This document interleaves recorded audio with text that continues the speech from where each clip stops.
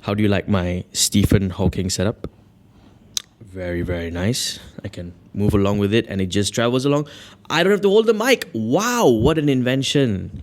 It's quite embarrassing for someone that runs a production company. Anyway, 3 months ago, my company and I filmed for Akon's concert. Yes, the Akon. And I'm going to run through with you exactly what we did from landing the client to pre-production to production and post-production as well. And that will give you a better insight to what my company does as well.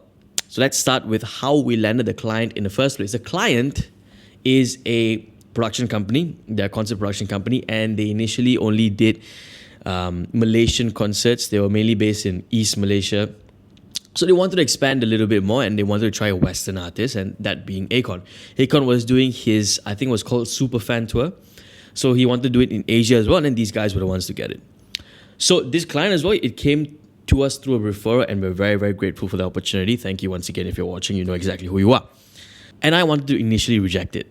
So we got this deal about 3 weeks before the first show started, which was in Kuala Lumpur, Malaysia. I think it was somewhere around November 18, but that doesn't matter.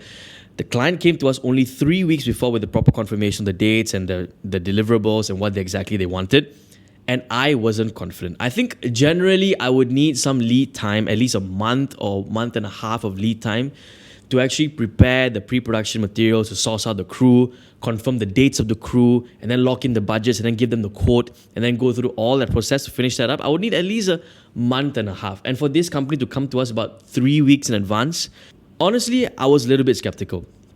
My company has been through a lot of clients before, and then for last-minute clients, we've always had some kind of trouble. So for this level, whereby it's a big two-event concert event, and for this company to come to us and say, just 3 weeks in advance, okay, we want to do all these things, it was a little bit sus to me, and I wanted to pull out. I didn't want to accept it.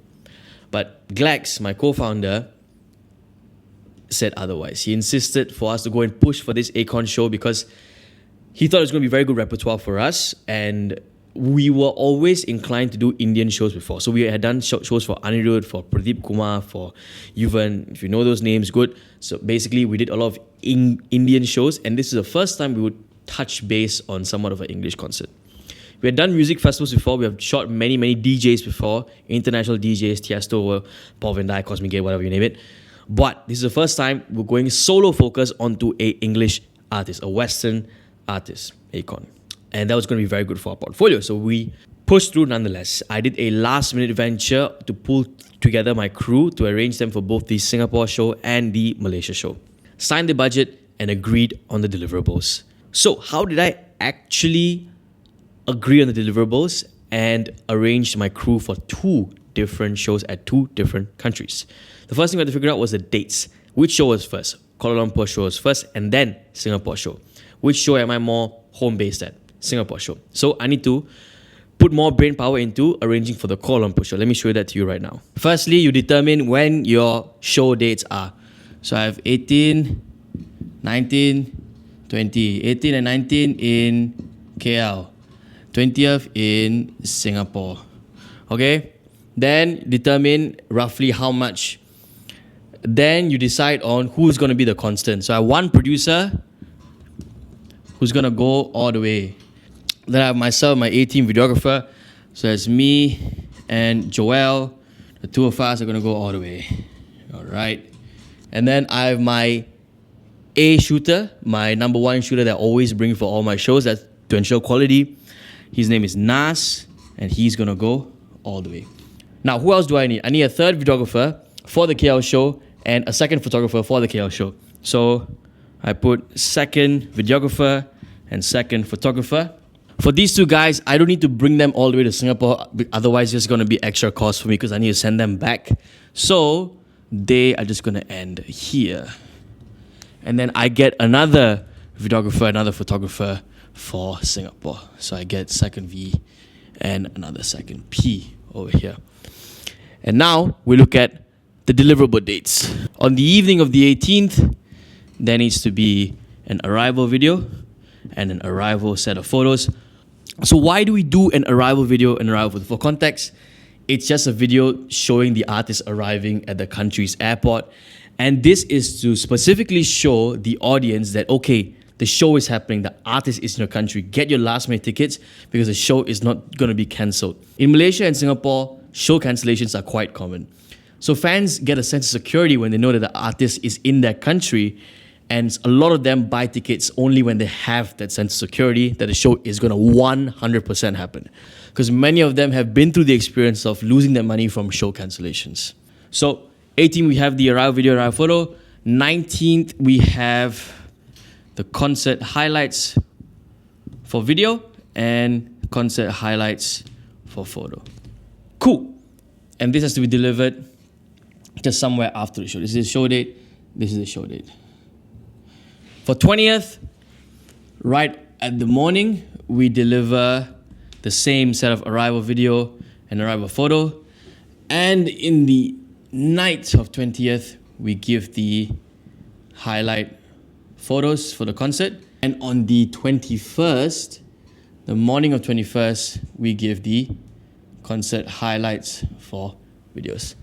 And that determines who I need to fork out money for. It's very clear what my deliverables are and who I'm bringing on board for the project. And because we had very good connects within Kuala Lumpur as well from our previous shows that we had done, because about a year ago we had done a huge music festival in KL as well, and then from that we had gotten a lot of beautiful contacts for photographers, videographers, creatives within KL as well. And we were able to source from that and source from our talent pool and bring them on board the project very easily. I generally tend to have a very good rapport with all these guys, and I'm very active on Instagram. I always talk to them. Like, it's not really a business thing, but it's just I'm genuinely good friends with a lot of them. And it's very easy for me to get connects from KL if I really need it. I fly a lot of them down to Singapore as well, whatever opportunities that open up in Singapore. For example, if a new show is happening here, and I know that someone, a good friend of mine in KL, would be good at shooting a concert in Singapore, I would be more than happy to fly them down, give them like the nice higher pay, and then give them the opportunity. So like that, my company has a lot of connects within KL as well, and we were able to tap into that at an instant when we were going to shoot a show in KL. And I mentioned this in one of my previous videos of how to shoot concerts, which is to always hire someone better than me. And in this context, when I'm shooting in a country that I'm not really familiar with, I would definitely want to hire someone that's way more better in skill set than me, who has affinity with the venue, who has shot there before, so that he can then come and add value into my production. So when we were in KL, we had about 2 or 3 Malaysian guys in our crew, and they were so professional and they had so much good knowledge about the venue that we were shooting in.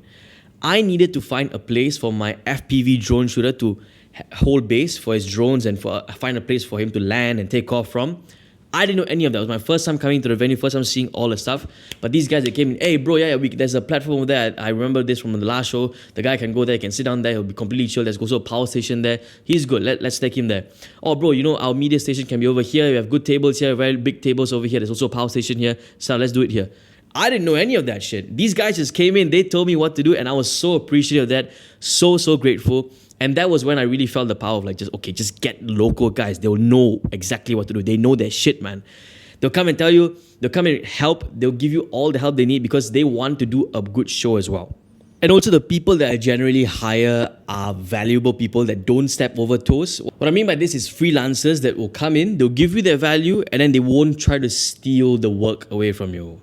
Like, they don't go and post the work out on social media saying, hey, I shot for this, I shot for that. If they want to post on social media, they post that, okay, I was part of this team and we shot for this together. If you're in the industry, you would come across people that will steal credit, and I've never worked with such people ever again.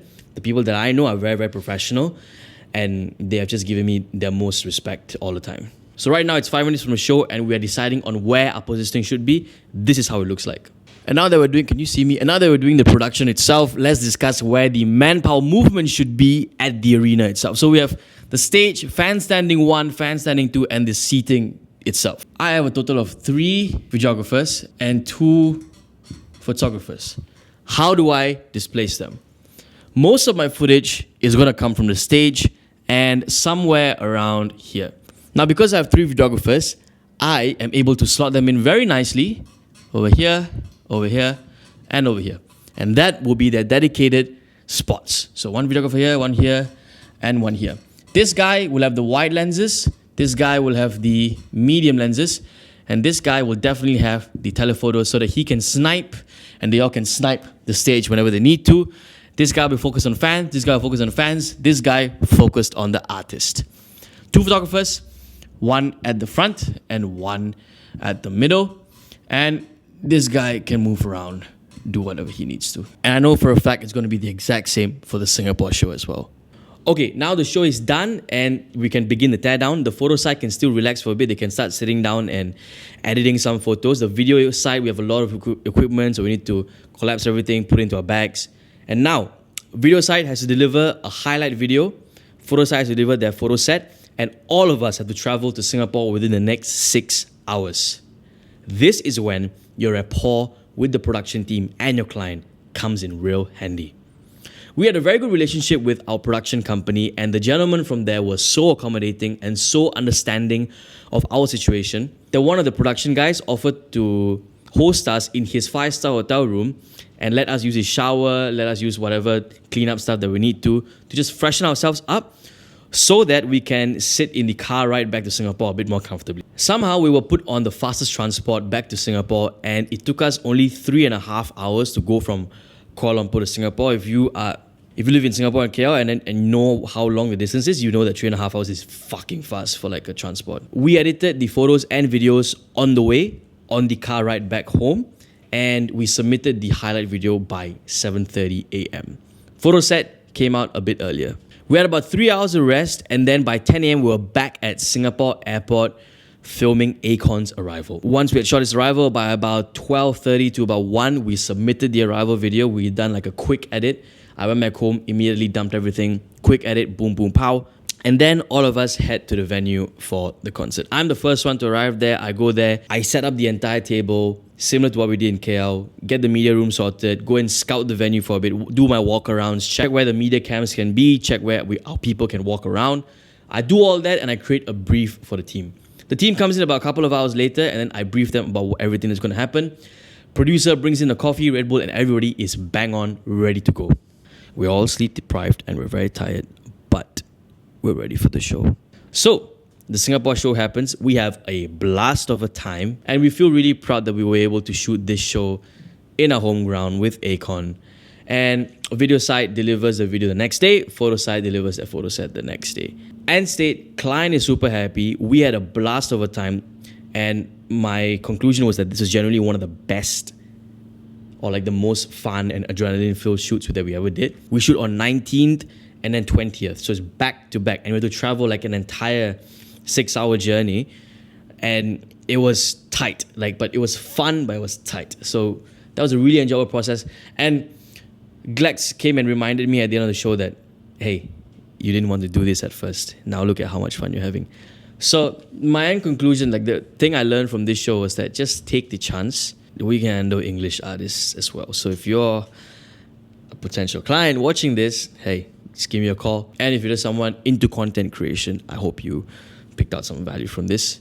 Like, share, do engage. Thank you for watching.